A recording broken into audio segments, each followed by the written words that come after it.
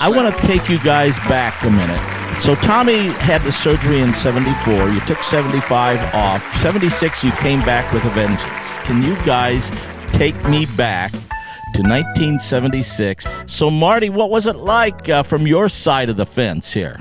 Well, that's an interesting question, Robbie, because I've often said that the second best team in Major League Baseball in 75 and 76, when the Reds won back-to-back World Championships, were not the Red Sox of 75, who they played in this series, or the Yankees in 76. It was the Los Angeles Dodgers. And I say to them, and people say, well, wait a minute. How in the world can that be? Because the Reds beat the Dodgers by 10 games in 75 to win the division. They won by 20 games in 1976. I said, made no difference. It made absolutely no difference. The Dodgers, for my money, and I said to those who asked me today, they ain't been around as long as I have, and they didn't see what I saw. And I know how good that Dodger team was. And you just hit a very interesting point, Robbie, because you pointed out that 77 and 78 came around, and it was a different story. Tommy Lasorda took over in 77, and I know that he didn't have a fondness for the Cincinnati Reds. What was the difference from 76 to 77, Tommy? We love playing the Reds because they brought out the best in you. Yeah. You had to play your absolute very best to even have a chance. You did your best, pitch your best, do what you had to do. But then there was a guy that was named Lasorda. Yeah, he changed the dynamic, didn't he, from Walt Alston? Oh, my God, Walt Alston. Tommy made it so that you look forward to coming to the ballpark to play. And with Alston, you look forward to getting out on the golf course after the game. Wow, that's heavy. Marty, did you guys have the same kind of feeling for the Dodgers, that you did not like that team and you knew that they were out to beat you guys? Tommy mentioned the rivalry. And I think part of the appeal of the rivalry was the fact that those two teams legitimately did not like one another. Yeah. And that was not showmanship. It was not something, well, let's pretend like we don't like the Dodgers, or let's pretend we don't like the Reds to enhance the interest of the rivalry. Those two teams simply didn't like each other, and it was born out of the fact, as far as I'm concerned, that they were the two best teams in baseball. Yeah. And every time they got together, there were 55,000 at Riverfront Stadium. Every time they got together at Dodger Stadium, they sold the ballpark out. And so the rivalry was something that I know our ball club looked forward to, because I think they felt the same way about the Dodgers that Tommy mentioned a moment ago. L.A. felt about the Reds, and that you had to play your best baseball because you were facing a great baseball team. Exactly. Yep, that's exactly right. You played your best, and at the end of 9 innings, you look up and, oh, we beat them, or, well, no, we didn't quite get there. But the Reds made you go that extra step to beat them, to do things that you had to do to win. I loved it. Huh.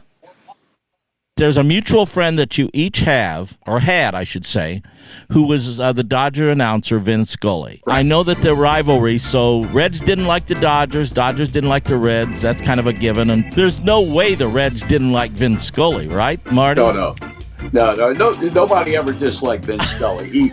He had so much class and was so friendly to everybody. And the fact that you played the Reds, or you were a Reds player, or you were with the Reds organization, it made no difference to Vinny. Yeah. Vinny was about as objective as they came, even though he obviously wanted the Dodgers to win. I thank God that I got to know him all the years I was around, and we became as close as I think Vinny would let anybody get to him. Hands down, the greatest baseball broadcaster who ever lived. Wow. Anybody in my business that thinks otherwise is delusionary. He was the best. And that comes from a man who sat behind the microphone for almost 50 years and who's in the Hall of Fame himself. So you've got some credentials there, brother, to talk about Vin Scully. Coming from you, that's pretty amazing. It's the truth, though, Robbie. There's no question about that. What do you remember, Tommy John, about Vin Scully? He was always a positive person, and my family loved him. My kids loved him, and he always had something cute and, sassy to say to him and all that. But Vinny was the best. Well, on that note, I'm going to segue to this little clip that we've got that promotes the idea of Tommy John being in the Hall of Fame. Marty Brennaman, you're in this clip stating your case, as a bunch of other Hall of Fame members. Anything you want to say to Tommy John before we move to that clip? No, I'd simply like to say that Tommy epitomizes what a Hall of Fame player should be.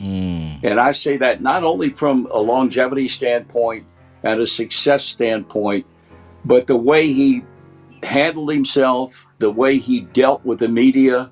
I always look forward to talking with him because he would never talk down to you. He would talk to you on an even level and do far more baseball than any of us would ever know. To begin with, I think the fact that he's not in is criminal.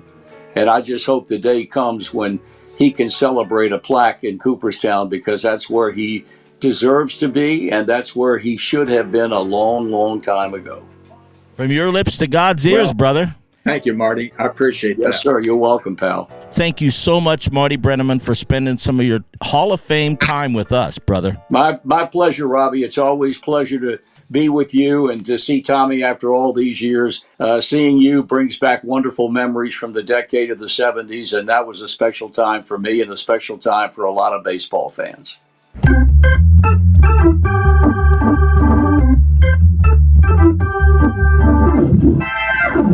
Hey, everybody. What baseball player's name is spoken at every baseball game more than any other? Babe Ruth? Shohei Ohtani? No. The name you hear most in every broadcast is my buddy, Tommy John.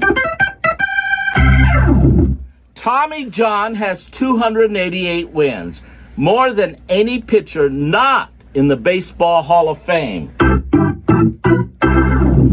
Tommy pitched 26 years, more than any pitcher not named Nolan Ryan.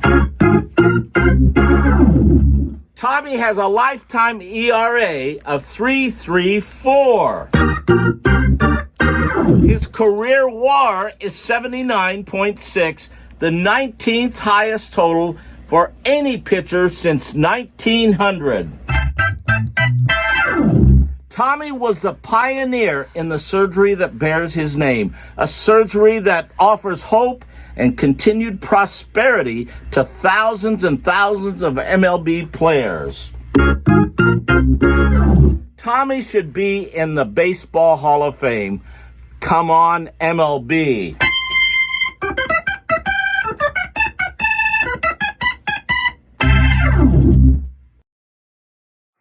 TJ, what a career you have had. You deserve to be in the Hall of Fame. You should have been there a long time ago. And believe me, if I'm on the committee next year, and I will do everything in my power to make sure that Tommy John gets enshrined in the Hall of Fame.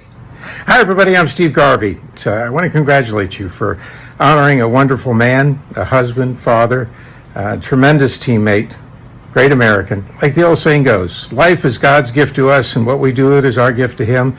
And Tommy John, you've given God a wonderful gift, and that's by being who you are, and every day making a difference in people's lives. So congratulations tonight. God bless. Tommy John, my dear friend and my teammate, what a great career you had. 26 years, 288 wins, a major surgery named after you. What else do you need to do to get into the Hall of Fame? God bless you.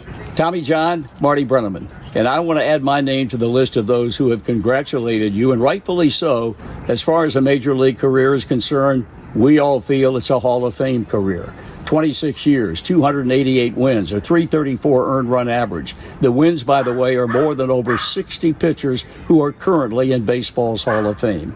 Enjoy your day, my friend. Have a great day, both you and your family. Well deserved. Tommy, I just want to say congratulations on your special event. It was always wonderful playing with you, and I hope to see you in the Hall of Fame. Tommy John, God, he's a Hall of Famer. If there ever was one, it's Tommy John. I mean, the guys that we hear about the most in baseball is Babe Ruth and Tommy John. What are they waiting for? Anyway, Tommy, you're a great man. You have always been a great man. Love you. You treated me great when I was just a lowly bad boy, and you were the man. So, thank you, brother. Appreciate you. Tommy John, this is Tony Orlando. I'm in a celebrity game, Dodger Stadium. Bam! I hit a double. I hear the crowd roaring. I'm rounding first base. I come and I slide into second base perfectly. I get up and I'm rounding third. Should I slide or should I stand? Half of me said slide. Half of me said stand. The rest of me hit the ground. Boom, boom, boom. My chin scraped into home plate. And who comes to save me? Tommy John. Come on, I'm going to take care of you. I'm performing surgery on you. So you are looking at the first person who's ever had Tommy John surgery, and my doctor was Dr. Tommy John. Dr. John, Tony Orlando, he's saying, I am now and forever grateful